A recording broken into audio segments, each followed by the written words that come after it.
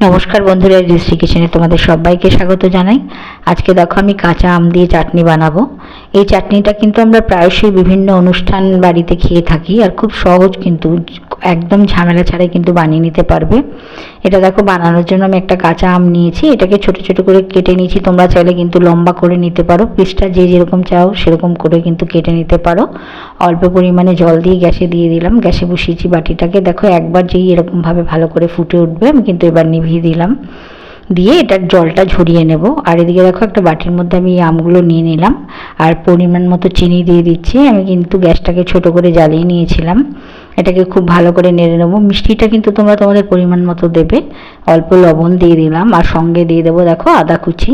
আদা কুচিটা দিলে কিন্তু এত সুন্দর হয়, গন্ধটা খুব ভালো লাগে এই চাটনির। অনুষ্ঠান বাড়িতে কিন্তু সবাই আদা কুচি দেয়, খেতে ভালো লাগে। তো দেখো, এর মধ্যে দিয়ে দিচ্ছি কিছুটা কিশমিশ দিয়ে দিলাম, আর দিয়ে একটু ভালো করে নেড়ে নেব।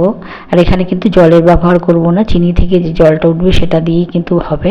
দেখো, এখানে দিয়ে দিলাম ভাজা মৌরির গুঁড়ো, আর এটাকে দিয়ে একটু ভালো করে নেড়ে নেব। একটু কিছুক্ষণ কিন্তু রান্না করলে এটা হয়ে যাবে, যেহেতু সেদ্ধ করা। দেখো বন্ধুরা, কিশমিশ দিয়েছিলাম আগে, কাজুটা দিতে ভুলে গেছিলাম, তো এখন কাজু দিলাম। সঙ্গে দিয়ে দিলাম একটু গোলমরিচ গুঁড়ো। সবগুলো দিয়ে কিছুক্ষণের জন্য 2 মিনিটের মতো কিন্তু একটু রান্না করে নিলেই হয়ে যাবে। যখনই খুব ভালো করে এটাকে ফুটে উঠবে তখনই জানবে এটা কিন্তু হয়ে গেছে, যেহেতু আমটা আমরা আগেই সেদ্ধ করে নিয়েছিলাম। দেখো, আমাদের কিন্তু আমের চাটনিটা একদম রেডি।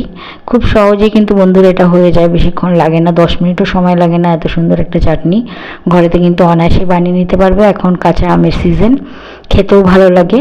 তো দেখো বন্ধুরা, আমার এটা বানানো হয়ে গেছে। তো ভিডিওটা ভালো লাগলে অবশ্যই একটা লাইক করো, আর আমার চ্যানেলটাকে সাবস্ক্রাইব করো।